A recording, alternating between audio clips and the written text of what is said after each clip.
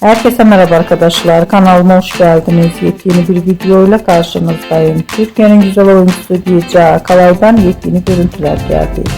Birce Akalay'ın antika mağazasından olan muhteşem görüntülerini sizler için YouTube kanalımda video halinde sunuyorum.